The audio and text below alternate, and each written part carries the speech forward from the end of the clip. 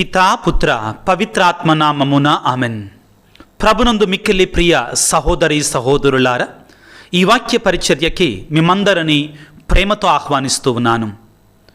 పౌలు కొరింథీయులకు రాసిన మొదటి లేఖ 2వ అధ్యాయము 1-2 పవిత్ర వచనములు. సహోదరి సహోదరులారా, దేవుని రహస్యమును మీకు బోధింపవచ్చినప్పుడు గొప్ప పదజాలముతో కానీ మహత్తరమైన పాండిత్యమును గాని నేను ఉపయోగించలేదు.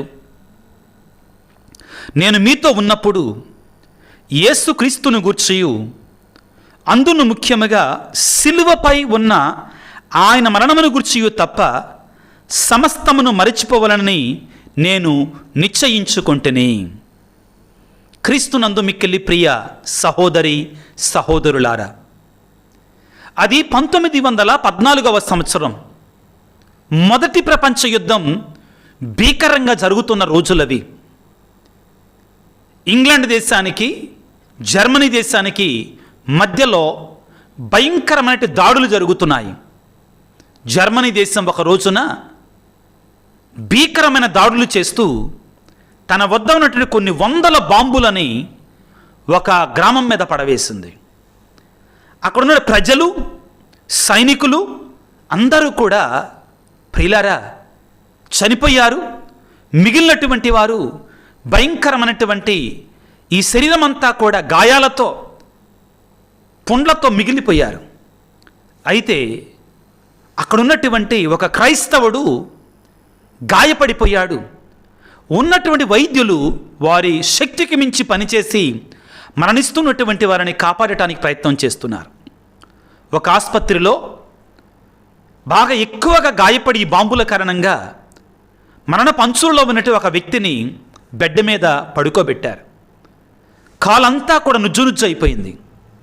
ఆ వ్యక్తితో డాక్టర్ గారు అన్నారు, అయ్యా నీ కాలు తీసివేయాలి, లేకపోతే నువ్వు బ్రతకలేవు అని చెప్తే, తీసేయండి డాక్టర్ గారు, నేను బ్రతకటం ముఖ్యం కదా అన్నాడు.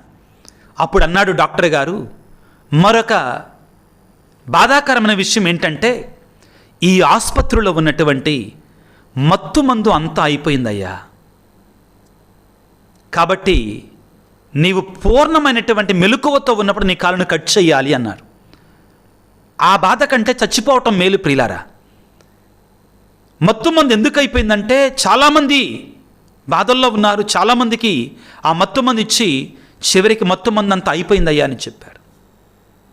అప్పుడు అన్నాడట ఆ వ్యక్తి, ఆ క్రైస్తవుడు, డాక్టర్ గారండి నా కాలుని కట్ చేద్దురు కానీ నాదొక కోరిక ఏంటంటే, నాకు ఆపరేషన్ చేస్తున్నప్పుడు నా ఎదురుగా సిలువ మీద వేలాడుతున్నటువంటి ఆ యేసయ్య సిలువ స్వరూపాన్ని ఉంచండి డాక్టర్ గారు అని చెప్పాడంట. ఎందుకని అంటే, నా కొరకై యేసయ్య పడినటువంటి ఆ బాధలతో పోల్చుకుంటే ఈ నా బాధ ఎంతటిదయ్యా. ఆయన చెయ్యనటువంటి తప్పుకి ఆయన సిలువలో వేదన పొందాడు, నేను యుద్ధం కారణంగా శ్రమలు పొందుతున్నాను. ఆయన సిలువను చూస్తున్నప్పుడు నాకు శక్తి వస్తుంది, ఈ బాధను తట్టుకునేటువంటి ధైర్యం వస్తుంది, ఓర్పు వస్తుంది నాకు. కాబట్టి నాకు ఆపరేషన్ చేసేటప్పుడు నా కళ్ళెదురుగా ఆ సిలువ మీద వేలాడుతున్న యేసయ్య స్వరూపాన్ని ఉంచండి అని చెప్పాడట. క్రీస్తునాథుని యందు ప్రియులారా, మనందరికీ కూడా ఇహలోక జీవితాన్ని జీవిస్తూ ఉండగా ఎందుకు ఆయన సిలువ వంక చూడాలి, ఆయన సిలువ మరణాన్ని మనం ధ్యానం చేసుకోవాలి అంటే, మొదటిగా ఆయన ఎటువంటి ప్రాణత్యాగాన్ని మన కొరకై చేశాడు, ఆయన ఎటువంటి ప్రాణత్యాగం చేసి ఎన్ని బాధలు అనుభవించి ఎన్ని శ్రమలు పొంది మనకి రక్షణనిచ్చాడు. సిలువ మార్గాన్ని చేస్తున్నప్పుడు మనందరం కూడా ఒక మాట చెప్తాం. ప్రతి స్థలము దగ్గరికి వచ్చినప్పుడు, యేసుక్రీస్తువా మిమ్మల్ని ఆరాధించి మీకు స్తోత్రము చేయుచున్నాను, ఎలయనగా మీ తిరు స్లేవ చేత మమ్ము కాపాడితరి, రక్షించితరి. ప్రియులకు దేవుని బిడ్డలారా, ఆ సిలువ వంక మనం చూడాలి. సిలువ వంక చూచి ధైర్యాన్ని పొందాలి, ఆత్మీయమైన ధైర్యాన్ని పొందాలి. నేను పాపం మీద విజయాన్ని సాధిస్తాను, నా శోధన నుండి విజయాన్ని సాధిస్తాను, నా కొరకై సిలువలో మరణించినటువంటి ఆ యేసయ్య సిలువే నాకు సమస్తము కాగలగాలి. నా బాధలలో, నా వేదనలలో నాకు ఓదార్పు కావాలి ఆయన సిలువ. ప్రియులారా, పౌలు గారు ప్రియులారా తాను కొరింథీయులకు 2 లేఖలు రాశాడు. ఆ 2 లేఖల్లో మొదటి లేఖలో 1వ అధ్యాయంలోనే ఆ సిలువ గురించి మాట్లాడతాడు. ఆ సిలువ శక్తి గురించి మాట్లాడతాడు. ఏమంటాడు? నాకు ఆ సిలువ తప్ప మాకు ఇంకేం అక్కర్లా, ఆ సిలువ ఉంటే చాలు నాకు, ఆ సిలువ స్వరూపం ఉంటే చాలు నాకు ఇంకా అని పలుకుతూ ఏమంటున్నాడు? నేను మీతో ఉన్నప్పుడు యేసుక్రీస్తును గూర్చియు అందును ముఖ్యముగా సిలువపై వేలాడుతున్న ఆయన మరణమును గురించి తప్ప సమస్తమును మరిచిపోవాలనుకుంటున్నాను. ఆ గాయపడినటువంటి ఆ వ్యక్తి క్రైస్తవుడు నాకు శ్రమలు వచ్చినప్పుడు, నన్ను నా కాలు కట్ చేస్తున్నప్పుడు ఆ సిలువ మీద వేలాడుతున్న ఆ యేసయ్యను ఒక్కడనే నా కళ్ళెదురుగా ఉంచండి, ఇంకేం ఉంచమాకండి. పౌలు గారు అంటున్నాడు, నేను మీతో ఉన్నప్పుడు యేసుక్రీస్తును గూర్చియు అందును ముఖ్యముగా సిలువపై వేలాడుతున్న ఆయన యొక్క సిలువను గురించి తప్ప సమస్తాన్ని మరిచిపోవాలనుకున్నాను. పౌలు కొరింథీయులకు రాసిన మొదటి లేఖ 2వ అధ్యాయము 2వ వచనం. ప్రియులకు దేవుని బిడ్డలారా, నీవు నేను కూడా ఆయన సిలువని మన కళ్ళెదురుగా ఉంచుకోవాలి. మనకు ధైర్యాన్ని ఇస్తుంది, మనకు ప్రోత్సాహాన్ని ఇస్తుంది. ప్రియులారా, ఈ శ్రమల కాలంలో నేను సైతాను మీద, నా పాపం మీద, నా శోధనల మీద విజయాన్ని సాధించగలను అనే ధైర్యం ఎప్పుడు వస్తుందండి?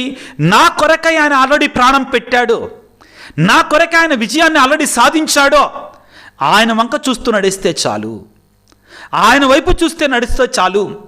అలనాడు ప్రియులారా, పేతురు యేసు ప్రభు నది మీద నడిచి వస్తుండగా పేతురు పడవల నుండి నీవే అయినచో నది మీద నడిచి రావటం నాకు ఆజ్ఞ ఇమ్ము అన్నాడు, నడిచి రమ్మన్నాడు.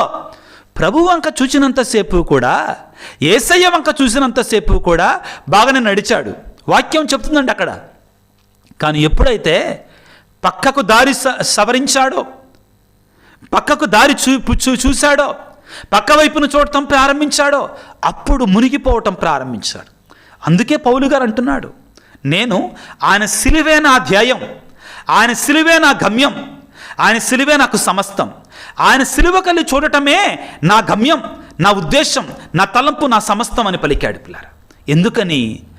ఆయన సిలువ కలిగి చూడగలిగితే మన కొండంత అండ, మన కొండంత ధైర్యం. ప్రియులకు దేవుని బిడ్డలారా, హెబ్రీ పత్రిక 4వ అధ్యాయంలో ఇదిగో 15వ వచనంలో ప్రియులారా, మన బలహీనతలను గురించి సానుభూతి చూపలేని వ్యక్తి కాడు మన ప్రధాన యాజకుడు, అంతేకాక మన వలె అన్ని విధములుగా శోధించబడ్డాడు. మనకంటే ఎక్కువ ప్రియులారా శ్రమలు పొందాడు. మన బలహీనతల గురించి ఆయన సానుభూతి చూపించగలడు. మన ఎటువంటి పరిస్థితి ఆయనకి తెలుసు ప్రియులారా. ఆయన మన కొరకే మరణించినటువంటి గొప్ప దేవుడు. కాబట్టి ఆయన సిలువ వంక చూడటానికి ప్రయత్నం చేద్దాం ఈ శ్రమల కాలంలో. ప్రియులకు దేవుని బిడ్డలారా, యోహాను సువార్త 3వ అధ్యాయం 15-16 వచనాలలో ప్రభువే స్వయముగా అంటున్నాడు. ఏంటి? మోషే ఏ విధముగా ఎడారిలో సర్పమును ఎత్తెనో అట్లే మనుష్య కుమారుడు కూడా సకల మానవుల రక్షణార్థమ ఎత్తబడాలి అంటున్నాడు. అంటే మనం ఆయన చూడాలి. ఎడారిలో పాము కాటు గురివైనటువంటి వారు, మరణం పాలవుతున్నటువంటి వారు కంచు సర్పాన్ని చూసినప్పుడు ఏ విధంగా రక్షించబడ్డారో మనం కూడా సిలువ మీద ఉన్న యేసయ్యను చూడాలి, రక్షించబడాలి. ఇదే ప్రధానమైన ఉద్దేశం ప్రియులారా. ఆ తరువాత ఇదిగో యోహాను సువార్త 7వ అధ్యాయం 28వ వచనంలో మరలా ప్రభువు అదే పలుకుతున్నాడు. నేను ఎత్తబడినప్పుడు అందరిని కూడా నేను ఆకర్షిస్తాను అంటాడు. యోహాను సువార్త 12వ అధ్యాయం 31వ వచనంలో నేను సిలువ మీద పైకెత్తబడినప్పుడు అందరిని నా దగ్గరకు ఆకర్షిస్తాను. ప్రియులారా, ఈ శ్రమల కాలంలో మనం ఒక ఎక్సర్సైజ్ చేయడానికి ప్రయత్నం చేద్దాం. మనం ఒక క్రియను చేయటానికి ప్రయత్నం చేద్దాం. ఏమిటి? ఎక్కువ సార్లు యేసు ప్రభు యొక్క సిలువ వంక, ఆ సిలువ మరణాన్ని గురించి, ఆ సిలువ కల్లి చూడటానికి ప్రయత్నం చేద్దాం. భక్తి భావముతో, ప్రార్థనా తత్వముతో ఆ సిలువ మీద వేలాడుతున్నటువంటి ఆ యేసయ్య కల్లి ఎక్కువ సార్లు చూడటానికి ప్రయత్నం చేద్దాం. పాపాన్ని విడిచిపెడతాం ప్రియులారా. చాలా వరకు మనకు శక్తి దొరుకుతుంది. సిలువను మన కళ్ళెదురుగా ఉంచుకుందాం ప్రియులారా. అలవాటు చేసుకుందాం. అలవాటులో ఏముందిలే అనకాకండి. ఆయన శిలువ మరణాన్ని తక్కువ చెయ్యమాకండి బిడ్డలారా, తక్కువ చెయ్యమాకండి. ఆయన ఎంత పాటులు పడాడో మన కొరకై. ఆయన మరణం కళ్ళు చూచి మన పాపాన్ని విడవాలి. ఆయన శ్రమల కోసమైనా కానీ, ఆయన పడినట్టు పాటుల వలనైనా కానీ ధ్యానం చేసి మన యొక్క పాపాలను విడిచిపెట్టగలగాలి. అటువంటి శక్తిని, అనుగ్రహాన్ని మనందరికీ దయచేయమని తలల వంచి ప్రార్థన చేసుకుందాం. సర్వశక్తిమంతుడా, సర్వోన్నతుడా, ఓ సిలువదారి, మాకై సిలువలో మరణించినటువంటి దేవా నీకు స్తోత్రాలు. మేము నీ సిలువను చూచి మా పాపాల కొరకే ప్రాయశ్చిత్తపడి ఇదిగో నీ కృపను పొందుకునే బిడ్డలుగా మమ్మ దీవించు నాయన. మాలో ఉన్న ప్రతి పాపాన్ని విడిచిపెట్టడానికి, నీ సిలువ కృపను పొందుకోవటానికి నీ సిలువ రక్తంతో మమ్మ కడగండి నాయన, శుద్ధి చేయండి. ప్రభువా, నీవు సిలువలో పొందిన గాయముల ద్వారా నీవు మమ్మ రక్షించుకున్నావు. నీవు సిలువలో పొందిన మరణము ద్వారా నీవు మమ్మ విమోచించావు, రక్షణ ప్రసాదించావు. నీకు స్తోత్రాలు ప్రభువా. ఏమిచ్చి నీ రుణము తీర్చుకోగలము యేసయ్యా. పాపులమైన మేము మా పాపాన్ని విడిచి రావటమే మీకు సంతోషం ప్రభువా. పాపులము, బలహీనమైన మేము మా బలహీనతలని, మా శోధనను విడిచిపెట్టి నీ సిలువ నీడలో బ్రతకటమే నీ సంతోషం నాయన. ఈనాడు మాకు శక్తినివ్వండి ప్రభువా. నీ ఆత్మతో మమ్మ నింపండి నాయన. మమ్మల్ని నూతనీకరించండి తండ్రి. నీ సిలువ నీడలో మమ్మ బ్రతకనివ్వండి నాయన. నీ సిలువ నీడలో మమ్మ విమోచించండి తండ్రి. ఈనాడు ప్రభువా, ఎంతోమంది బిడ్డలు వారి పాపాన్ని విడవలేక, వారి చెడుని విడవలేక దానికి బానిసలైపోయి ప్రభువా భయంకరమైన వేదనకు లోనవుతున్నారు తండ్రి. వారికి విమోచించి విడుదల దయచేయి నా తండ్రి. నా పాపాన్ని క్షమించు నాయన, మా పాపాలు క్షమించండి నాయన. నీ సిలువలో పొందిన శ్రమల ద్వారా, నీ సిలువలో పొందినటువంటి ఆ యొక్క రక్తధారలను ప్రభు మా మీద ప్రోక్షించండి తండ్రి. మమ్మ కడిగి వేయండి నాయన. ఎంతోమంది బిడ్డల లోకములో లోకానుసారముగా జీవిస్తున్నారు ప్రభువా. నీ సిలువ విలువ తెలియకుండా బ్రతుకుతున్నారు నాయన. మాకు నేర్పించు నాయన, లోకానికి నేర్పించండి ప్రభువా. అనారోగ్యంతో బాధపడుతున్న బిడ్డలకు స్వస్థతనివ్వండి. వేదనతో ఉన్నటువంటి కుటుంబాలను ప్రభువా ఓదార్చండి. వారి మధ్యలో సఖ్యతను దయచేయండి ప్రభువా. మా కోసం ప్రార్థించండి అని ఎంతో ఆశతో ప్రభువా మెసేజ్లు ఉంచుతున్నట్టు వారందరి కొరకే ప్రార్థిస్తున్నాను తండ్రి. ఇవ్వలేనటువంటి వారు, ఆ యొక్క మెసేజ్లు పెట్టడం చేతకాక తెలియనటువంటి వారు ప్రభువా మరి మా కోసం ప్రార్థిస్తే బాగు అనుకుంటున్నటువంటి వారందరి కోసం ప్రార్థిస్తున్నారు తండ్రి.